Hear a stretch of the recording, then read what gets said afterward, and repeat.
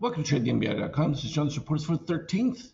Well, the chairman spoke, and when he spoke, he was very sheepish about what he was saying, but basically, the way they're dictating their version of CPI, as we expected with what we were seeing from oil prices declining, that it came in relatively neutral. Not soft enough that they could really do anything, and of course, you know, we've gone from the beginning of this year where, well, the end of last year, everyone said there were going to be, almost 10 rate cuts to, then it got reduced to 6 and 4 and blah, blah, blah. All a bunch of nonsense because we know that inflation still runs hotter than what their readings are indicating, but it's all about perception. So he said basically they're not going to do a whole lot of anything and that it's, looking good. And that even though, they're not talking about it, at least the rest of the Fed governors, the additional rate cuts, it still could happen. And so that was enough excitement for the market to pop into new highs, new territory, and um, not surprising. I mean, again, this is an expectation game. It's not the actual reality of it. From a Nasdaq standpoint, super excitement because Apple continued to skyrocket, briefly moved above Microsoft in value, and it's going to continue it. From this particular situation. I mean, it's cyan under red from a DOC on the NASDAQ. There's been no change in the positive nature of the NASDAQ at all. So it's continuing to do its move. Now, you can see that did create positive extreme. So that's going to get refilled as soon as we get some degree of weakness in selling. And even though there was some towards the end of the day, that was just normal profit taking and didn't really have much of an impact on anything. But again, this is going to lead us back to the next question.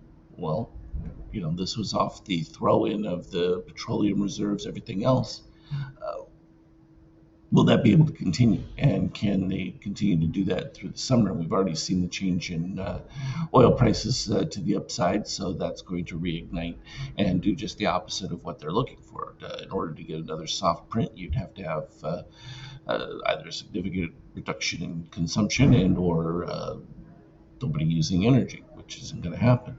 Treasuries, of course, bond market thinking that rates are back to zero, even though they're nowhere close and inflation is nowhere near that. That created a huge excitement there. And again, it's problematic simply because where are you going to put your money? You can't put it in treasuries because it's not going to get you anything. So that just leaves the market. And that's why it's going to continue to climb as we look at it. We look at oil here. We had reached just under 80, pulled back from that before. And again, this is just going to, keep things where they're at. It may even cause a modest increase if we continue to push. So in the next weeks or even days, depending on where those prices go, and as long as there's no major world event taking place, it's just going to continue to keep inflation uh, in the same category, and it's for what it's worth, going to just continue to do the same.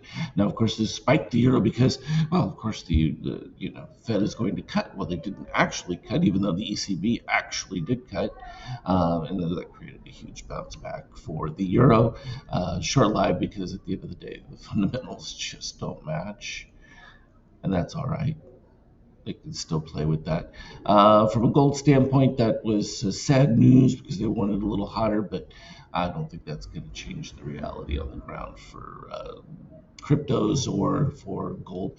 There's still going to be the alternative anytime there's an expression of rising interest rates or potential inflation. And of course, that simply is just a matter of us watching oil and what it does. And I think that not quite a pair trade, but it gives us a relative view of what to expect, at least from an expectation standpoint, as to where things will be down the road from inflation. From an ETH standpoint, likewise to Bitcoin, it's been in a weak mode here for quite some time, long before this. So, and it had to fill back in those positive extremes that it was looking at. So nothing particularly special there. If we look at the 5K at the 5 minute at this particular point, post market not doing a whole lot, but you can see the intraday it was all that giant spike that took place right as those soft CPI numbers, which I didn't think they were all that soft, but it's enough. Again, when you're talking about the excitement factor, punch that all the way up, then you get some midday selling in between there to fill back in, most of these positive extremes all the way from the original breakout mode. Took you all the way back to the beginning, middle part of the bar on that. So that's healthy from a trade standpoint. Does it leave a lot of room to fill back in more? Oh, absolutely. And we'll see how that plays. I don't know what happened on my 50K chart. There it is.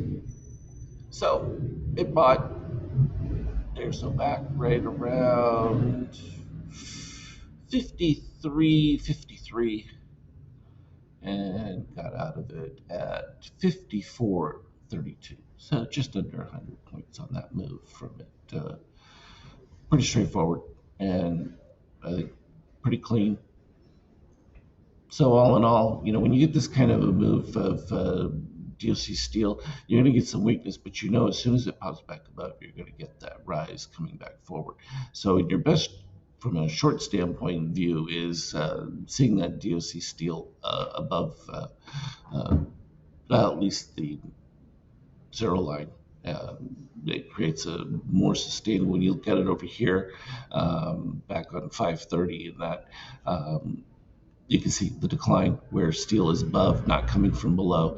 And when it is coming from below, short-lived as it starts to percolate back up, and that's where you get the returns. So just point that out so you can visualize how that plays out. But all in all, we just continue to follow the readings. As always, though, have a good one. Anything relevant, I'll put on the Skype chat. Trade well.